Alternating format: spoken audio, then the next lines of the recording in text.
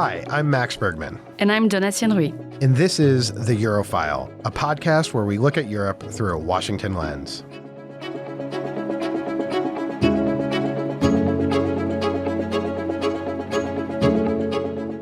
Welcome to another episode of The Eurofile.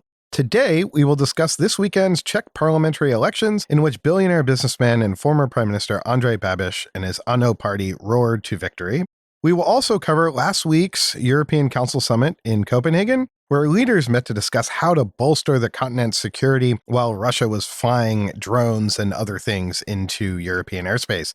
Then we will turn to a conversation with Ben McWilliams, affiliated fellow in the field of energy and climate policy with Bruegel, for a conversation on the European Union's energy and climate agenda and whether Europe has abandoned its climate ambitions.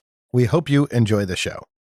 Now, Donatien, we're not going to talk about France, but I woke up this morning and suddenly there's no French government. Everyone's resigned. But we won't talk about that because we don't want to tell the audience what will happen next, because we all know what will happen next. Do we? Okay. No. We have no one has any idea. So we're not taking even chances. We're not on even going to predictions. speculate. But chaos in Paris. But there was another big election over the weekend. Andrej Babiš is back as prime minister, or will likely be back as prime minister. What happened? What does this mean? Walk us through.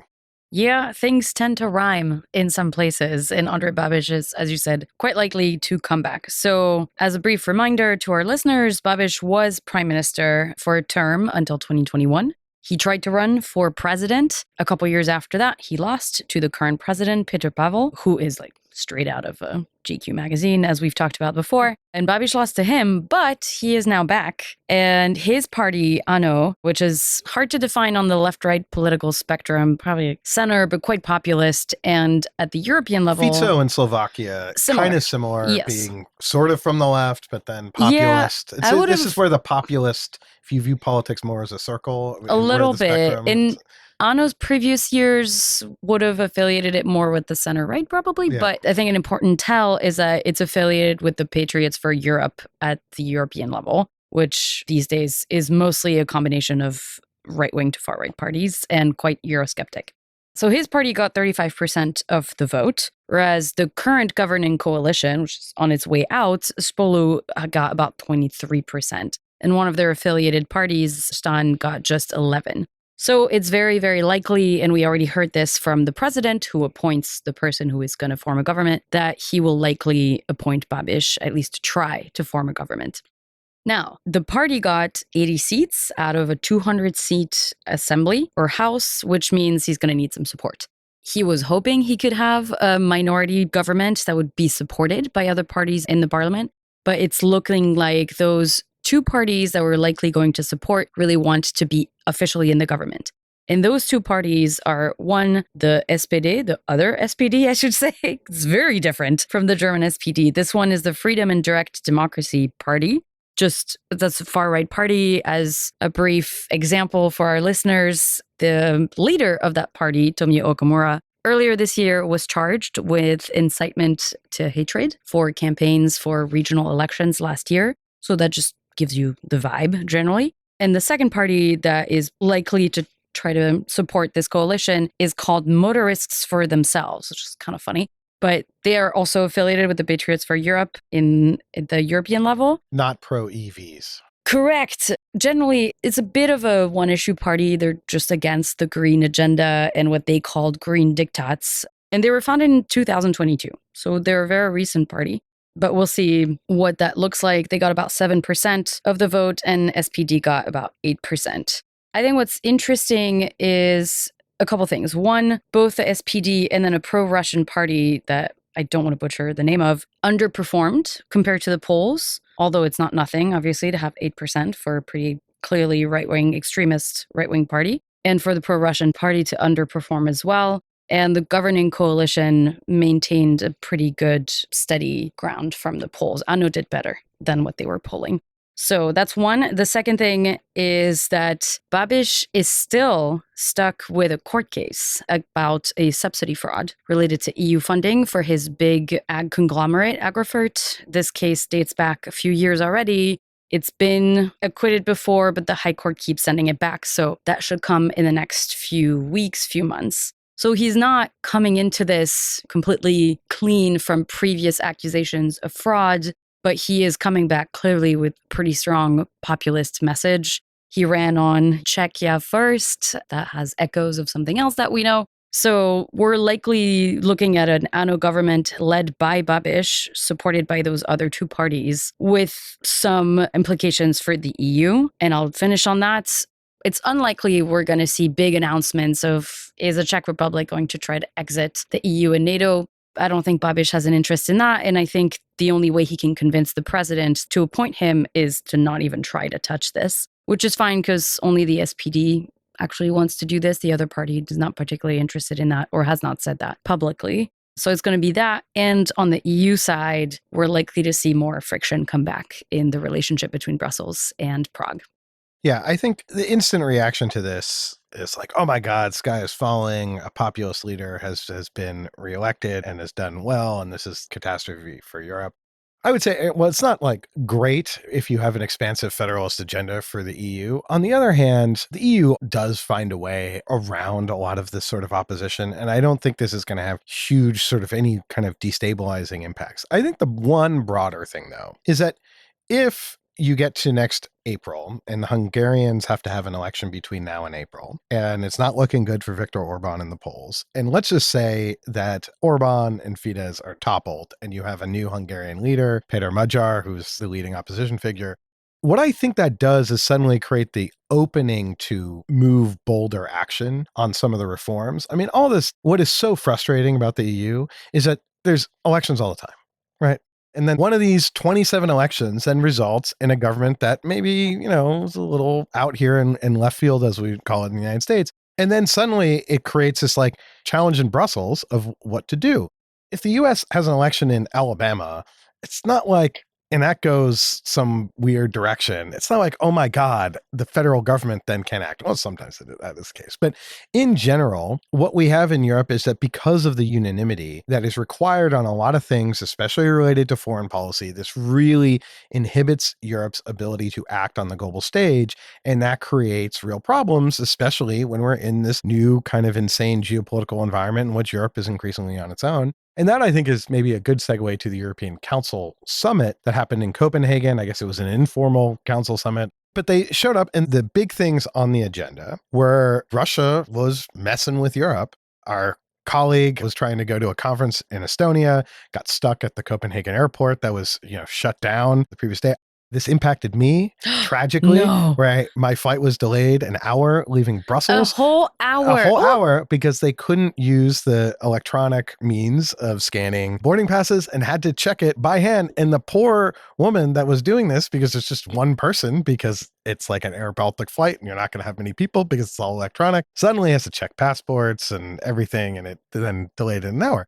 And then there was also incursions of Russian fighter jets in Estonian airspace and all of this. A lot of this we have seen before. But what struck me is the intensity of this was definitely a different level. And I think what the Russians were probing was not simply Europe's response. And of course, I've actually forgot to mention the main thing, which they sent 17 drones into Polish airspace. Apparently were unarmed, which I also think is a tell that they were deliberately trying to kind of provoke the Poles. But I think it was both prodding NATO, seeing how Europe responds to this, but also wanting to see what the United States will do. And frankly, the response from the US was rather tame. I think Trump both said like, well, the drones could have been an accident. And then when it came to the violation of the airspace of the Russian MiGs in Estonia, he said, well, they could shoot him down. So it's sort of all over the place. And I don't have a sense that Europe should be really reassured from the US response to that. If this were another administration, Republican or Democrat, that takes responsibility for European security, what you would have seen is a whole lot of White House meetings where state, defense, treasury, commerce, everyone's putting together options. How do we respond to Russia challenging European security? Options memo would have gone to the president. The president would have made a decision. This is what we're going to do. But that didn't happen. And so then this leads to the European Council summit, where how does Europe respond? Well, who responds. So you hear a lot of European leaders saying very strong things. You have a Polish leader saying strong things. You have Ursula von der Leyen saying we should do a drone wall. That gets put forth at the European Council Summit. And then, oh my God, that might involve the European Commission having more authority and responsibility. Friedrich Merz fainted. I don't think that actually happened. But suddenly you have this sort of intergovernmental, the kind of sovereigntists in Europe versus the federalists, or does the EU do this or member states? And the problem Europe has when it comes to foreign policy, and this gets back to sort of the Czech issue, is that it really struggles to speak as one. So you have a lot of different voices that say a lot of strong things, but then how do you then kind of deliver on that kind of, here are the 5 things that you're going to do to signal to the Russians to take you seriously? That's the challenge of an election like this in the system that we have, is it makes qualified majority voting more important and more difficult all at the same time. And we see this at an informal meeting like this, is they punted. The conversation is important. It lasted for a while about how Europe handles things like this, its defense. But they also said, well, the next formal council will be decision time. It's like, will it? Are we actually going to see that decision? What is going to be done between last week and 2 weeks from now to really draw a conclusion out of this and decide who owns this? Also, what does a drone wall look like? Like, maybe that's my own limited imagination. Just a lot of drones that just are all going to create a wall. No, yeah. I think that I'm just picturing drone, like non-defense drone, like the light shows with drones. Like, is that a drone wall? I mean, that's distracting in another way. So who knows? There's an idea. We already have those, so it'd be easier investment. But it's just stuck in between, and again, pointing the finger like, well, we don't want you to do this, but we don't want to do it either. So we're stuck in who owns this hot potato again. But that's not the only thing they discussed at this meeting. They also talked about the Russian frozen assets, which we've discussed before, but I think that's an important point to pull out. Yes. So I'm going to contradict myself what I just said. The Europeans did decide that never happens, on what exactly to do. And I think the way the summit was covered was, feckless Europe all got together. They couldn't really agree on anything. All they did was talk during this meeting. I mean, first of all, that's kind of what you do at meetings. But I actually think that the horse race style assessment of how the EU operates sometimes really misses the broader forest from the trees here, where I think this was actually a very important summit, particularly because it represented a real shift from Germany. There, I think, is now a recognition in Germany, and I think the rest of Northern Europe, I was also in Europe last week and went to a variety of capitals, that, oh my God, they have to fund and finance Ukraine. And the notion before was that Europe could basically do this bilaterally. And that's how Germany was operating. And that's just not the case, especially if the US has washed its hands, which I think effectively the United States has, and Europe is going to have to both pay for the military support to Ukraine and the economic support. Before, it was largely the economic support, but now Europe's going to have to carry both of it. And so what you saw from Germany was Friedrich Merz did an op-ed in the Financial Times basically saying, yes, we need to figure out a way to finance it. I think what's essentially happening here is they're doing Eurobonds, but Eurobonds, for Friedrich Merz to say Eurobonds is like an admission of total failure and would be going back on everything the CDU has stood against, oh my God, the EU borrowing. And so you need to figure out a way to do Eurobonds without saying Eurobonds. And so they're saying frozen Russian assets. But so what they're actually doing is just going to banks and borrowing money, and they're using the frozen Russian assets as collateral. It's like if you were going to borrow money to buy a car. You would say, okay, lender, bank, I'm credible because I own a house. And so you put the house on. And so if you default on the loan to pay back the car, then your house could be seized. So that's creative, but you're not actually seizing the frozen assets. All you're doing is you're going to the banks and borrowing money. That's just Eurobonds. They could easily point to other assets that the EU has and possesses. They're not doing that. And that's fine. I think that's Is it? Do the banks buy that? The banks are desperate to lend money to the EU. The problem is there's not enough euros for the banks to actually create a liquid market of debt in order to really lower Europe's interest rates. Anyway, I think this is a very smart solution. It would result in roughly 150 billion euros that would then be given to Ukraine or invested into defense equipment. The French saying, in European defense equipment, all of that we pointed to in a CSIS report back last December. To me, they should just do both. They should borrow money, they should do Eurobonds, and you could seize the frozen Russian assets. But I think this is a very sensible way forward. and actually represents a huge step forward for Europe. They haven't figured out exactly what the details are on this. And now there's back and forth. The Belgian prime minister is, saying, oh my gosh. Because Euroclear is in Belgium. So they're worried about precedent. They feel exposure. So they're figuring out the details, but this is how Europe works. It's all done out in the open. A leader writes an op-ed. It's then discussed. Got to be a non-paper. Before a real paper. And then they debate about it. There's some friction. Then they go back and then they iron it out with lots of espressos about what should be done. And so I think that's where we're headed, is real progress when it comes to Ukraine. Now, advancing Ukraine membership in the EU, which was the other thing, the Hungarians blocked that. And I don't think we're probably going to see much action on that really until the Hungarian elections. They're going to find some technical workarounds, but I think they're just probably going to table that until next year. Yeah, that sounds right. And I think that would be fine, because if they can unlock things on the other side, the thing you were just discussing with borrowing and providing more equipment, that is a good holdover until any conversation around enlargement can move. And with that, let's turn to our conversation with Ben McWilliams to find out if Europe has completely abandoned the clean energy transition.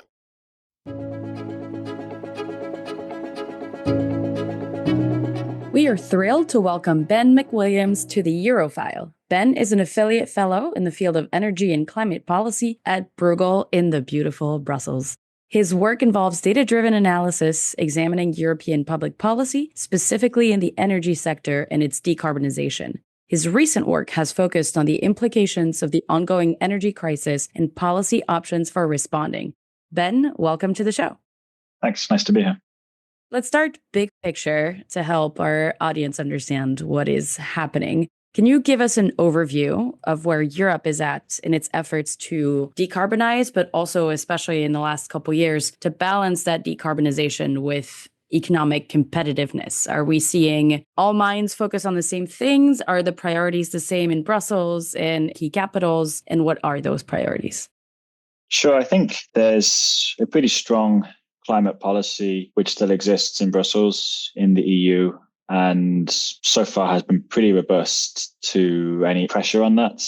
This is a climate policy which, since 2020 and the first von der Leyen Commission, was significantly strengthened. But it's a climate policy that stretches back at least to 2005, when the EU passed its emissions trading system, so a carbon price, but set by the market. Since then, the EU has had a carbon price which covers heavy industry, big factories, and electricity generation.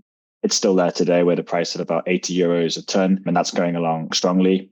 There are discussions in the EU of introducing another carbon tax, another emissions trading system to cover households, buildings, and road transport. And we also have pretty strong regulation which will phase out the sale of combustion engine vehicles by 2035. Everything that I've just said is policy, is signed off, is set to be implemented. There are discussions, and you'll read in the news, countries criticizing them, companies pushing back, and policy can change. But everything I've just said is the stated climate policy of the European Union, which is pretty robust. And the European Commission, about a year ago, published its analysis, which essentially sees that by 2040, with current policies, the EU would arrive at about a 90% greenhouse gas emission reduction. That's on the climate policy side. And then, you mentioned, the big question now of the last couple of years, which is this idea of competitiveness. And it's not enough just to decarbonize. That's not acceptable for voters. And that's not a smart strategy, but you want to decarbonize and at the same time bring people along, bring jobs along, bring companies along. And that is definitely shaping up to be the priority of this second Ursula von der Leyen Commission, where earlier this year there was a Clean Industrial Deal published, which is a framework document that sets out a list of different items that are now kind of on the policy agenda for the coming next 2 or 3 years to reshape policies to really drive competitiveness. Can go into them a little bit if that's worthwhile.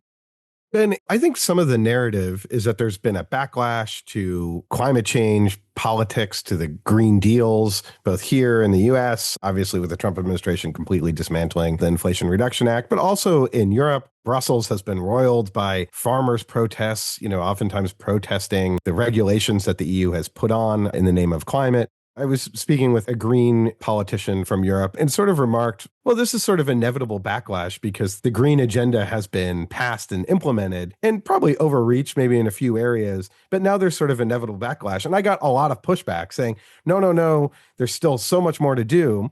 And it does strike me, yes, there's more to do, but there's sort of an inevitable, perhaps there was some overreaching, do you think, on certain corporate sustainability rules and other things that were politically difficult? I mean, we saw this in Germany with Robert Habeck trying to push the public off of natural gas in their homes, and that would have been costly, and that caused a lot of blowback. Friedrich Merz constantly talks about the ban on gas-powered vehicles, which I think is to be put in place in 2035.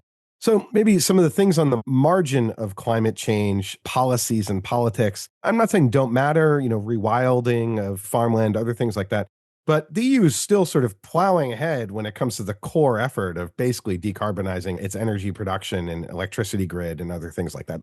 How would you kind of characterize the current climate of the debate about climate in the EU? I mean, I think that central goal of moving ahead on climate is something which is still very strongly held in Europe. There are political parties who gain power, or who don't necessarily have power, but who gain votes or polling intention around Europe and maybe question this a little bit more. I don't know how obvious it is that some of these votes are necessarily driven by climate and are moving in that direction. They're often driven by other issues, migration or other issues, and you kind of move in this area where there's a criticism of climate. I mean, I don't know the US as well, but my kind of comparison with the US would be that this kind of central idea that the energy transition is something that we should continue to pursue is still very strongly held in Europe. Probably not least because of the energy security implications. There are reserves, but we're not using oil or gas reserves in Europe hardly at all these days. So it's not only about the climate, it's also about energy security and being competitive in the new energy world. Europe is struggling to be competitive in today's fossil energy world. So it's really an imperative. So I think moving in that direction is a strongly held thing. Then, as you say on the sides, that's definitely a message that's been taken. This current commission is certainly a bit slowing down and pushing forward new climate policy regulation. And there have even been these series of strategic documents, they're called omnibuses, which are essentially an idea of trimming regulation and simplifying regulation. I think there's a little bit of a misguided or mistaken idea, which is that all regulation is bad. And I think there was this idea of cutting regulation by 20%, which, what does that mean? That idea of we should just look at a number of regulation and cut it by 20%, I would push back on. But that's definitely at the core of this new commission, this idea of simplifying certain regulation, adjusting regulation. We mentioned the vehicle emission standards. For example, now there's a slight relaxation of the rules for the next 2 or 3 years, basically because European automakers were struggling to meet targets. So the 2035 target to hit is for now still strong, but there's essentially been a relaxation over the next couple of years in meeting those targets. So there are bits at the edges that are being rethought, how they're designed, but this general push on the energy transition, I think, is still strong. In 2022, basically 3 years ago, around right now, there was a massive explosion in the Baltic, which destroyed the Nord Stream 1 and 2 pipelines. I think one trunk is still potentially operational, but isn't being used. And that caused a massive energy crisis in Europe. Gas prices skyrocketed, energy prices went through the roof. People were worrying that European unity was about to collapse when it came to Ukraine. European unity held. But that did cause a real economic shock in Germany. It's impacted European competitiveness. Europe started to buy a lot of US LNG, had to quickly pivot. Where are we now 3 years later from that energy crisis? What is happening with the European economy? As you mentioned, Europe doesn't have a lot of fossil fuels if you don't count Norway as part of the European Union, and it's not. So is Europe kind of content with the current energy mix of buying US LNG, investing in renewables? Where is Europe headed? How has Europe changed in the last 3 years? And has that put it on a clear trajectory going forward? Yeah, so the shock in 2022, which caused a significant drop in Russian gas imports, was met roughly half and half by boosting supply and cutting demand. Boosting supply, much of that came from flexible American LNG, which could quickly pivot from Asian markets to the EU. And then on the demand side, a lot of this has come from, it's a mixture across households reduction in demand, some simply just using gas boilers less. I think Europeans have simply become a little bit more frugal in how they heat homes. A little bit is in heavy industry, where there's definitely been a structural change in heavy industry. I think one positive for Europe is that the evidence we have seems to suggest that industries were able to kind of break up supply chains. And for example, in the fertilizer supply chain, still keep kind of later stages of these supply chains domestically and doing some economic activity domestically, but importing energy intensive products, things like ammonia. We saw a big spike in the imports of ammonia from abroad. So you see there's definitely some structural reshuffling in industry in terms of supply chains. A little bit of that is also energy switching. this industry data is very hard to get access to in the EU. I think it's even worse than in the US. It's hard to know exactly what's going on, but there's definitely some energy switching. And then, Europe's position now moving forward with US LNG, I think it's now broadly accepted. US LNG makes up a significant share of the pie now in gas imports. There's this discussion about long-term contracts with the US, which I think there's been a few long-term contracts signed, but in general, there's not been so many. And I think a big reason for that is simply the large drop in gas demand, something like 20% down from where it was in 2022. We monitor this on a monthly basis, and you would at some point perhaps think it might go the other way, but for the time being, it's continued to decrease, perhaps today driven more and more by the increasing share of renewables penetrating grids, heat pump sales, which really boomed in 2022. They've slowed down a little bit since then, but they're still pretty strong, and households are still switching away from gas. So on the whole, we're seeing essentially a shift away from natural gas across the EU. I'm curious how you assess the impact of, at least for the time being, U.S. withdrawal from the clean energy space. You wrote a piece that I think touches on that a little bit, but we can think of the opportunities, obviously, for clean tech investments, European companies getting in that space. And I'm curious for other opportunities that are in your mind related to this. But are there challenges we're not thinking about necessarily? Is the U.S. invested in keeping Europe as a pretty intense LNG market? And vice versa, we're hearing all these wind farm projects getting interrupted. European companies are sometimes involved in these. What's your view of this bifurcation of priorities on both sides of the Atlantic?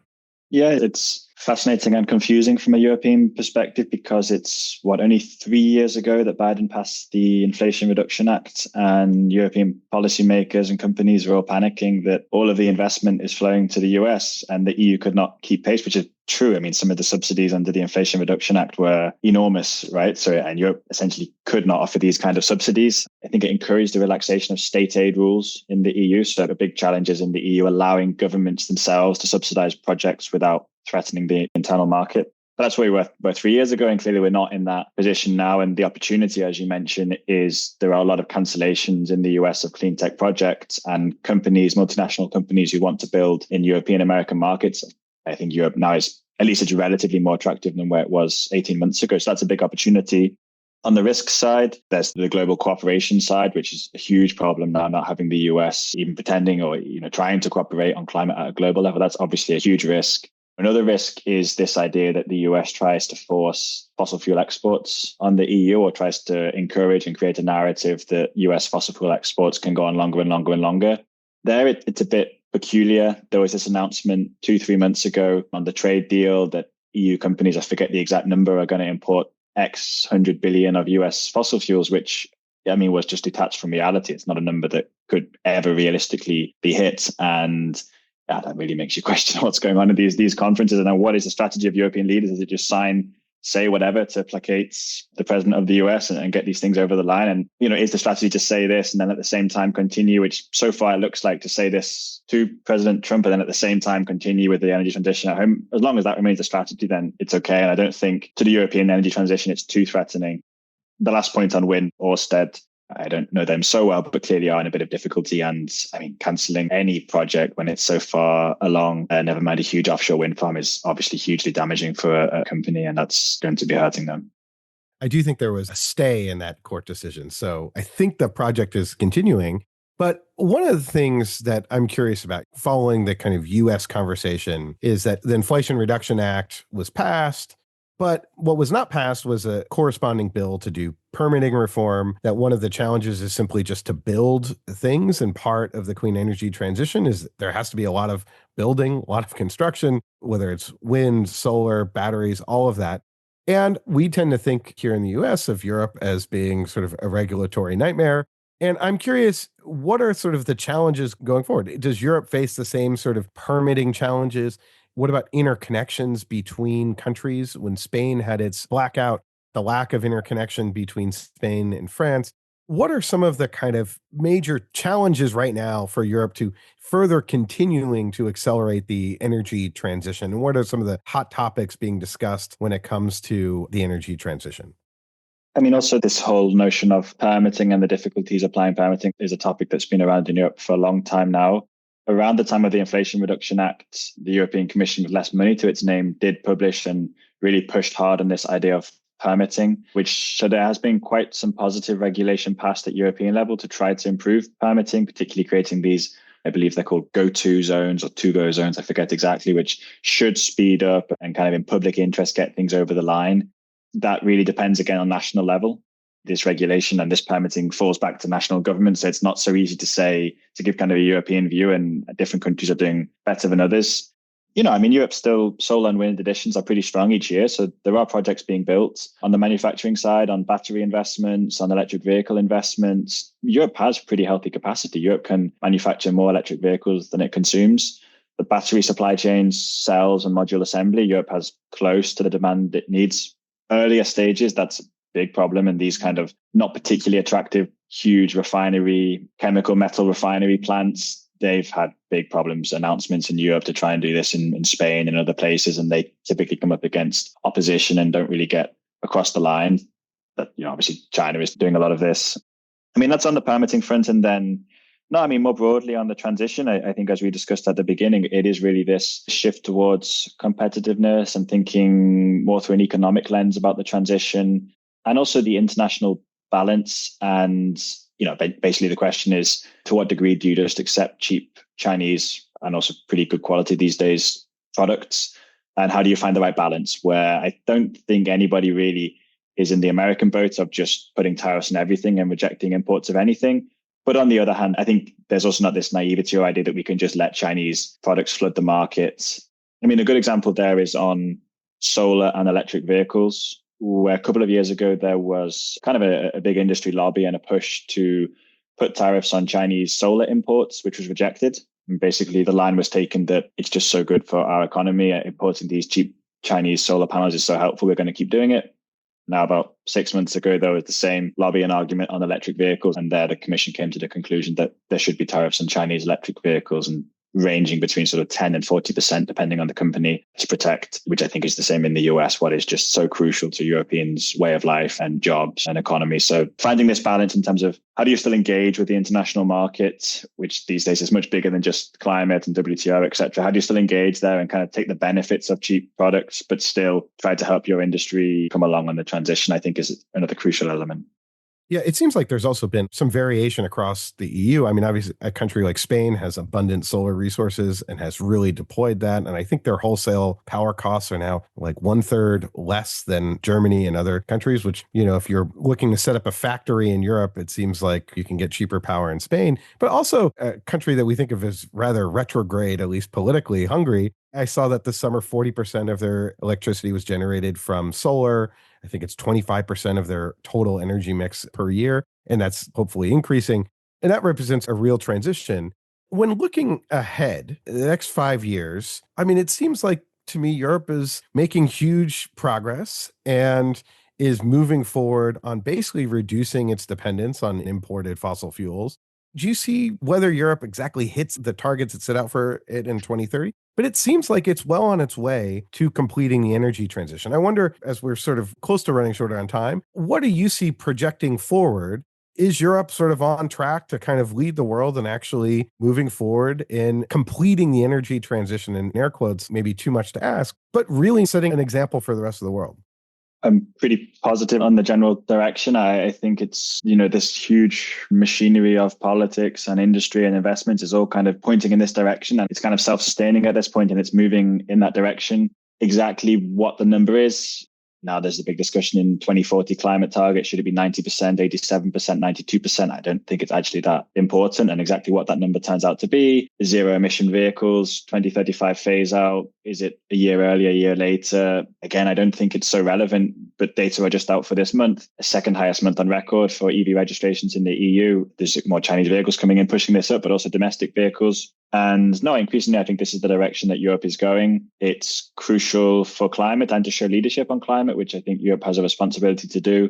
But also, it's just everything now points in the same direction. Energy security benefits come from this. Competitiveness for Europe doesn't come from importing natural gas and importing oil and trying to compete with America, with the Middle East on products produced from this. It simply just doesn't add up. It comes from trying to shift into these new clean tech markets and these new clean energy intensive markets and compete there. So yeah, I would be pretty positive on the direction that Europe is staying strong to this trajectory. I think that's probably a great way to leave it in a classic Max Bergman fashion. We love an optimistic message. It's also good to get just a reality check on where we are. Obviously, there's a lot of debates around the big picture, green transition, but also environmental concerns in Europe, biodiversity. But it sounds like at least on the clean industrialization, things are moving full speed ahead, regardless of the marginal conversations around regulations. So thanks so much, Ben, for coming to talk to us about this. I think it'll be very interesting for a lot of our listeners. Thanks. Great to chat. Thanks, Ben. That's it for today's episode. As always, if you enjoyed the show, please subscribe and leave us a review wherever you get your podcast. I also want to highlight that we have a new report out this week, How Europe Can Defend Itself with Less America. It is looking at European defense and what Europe needs to do to strengthen its defense with less American involvement. Check it out at csis.org, and we will link to it in our show notes. Our thanks to our producer Shannon Young and to Otto Svensson, as well as Lexi Linnefelter, for coordinating and researching this episode. We'll be back soon with another assessment of Europe through a Washington lens. Until next time.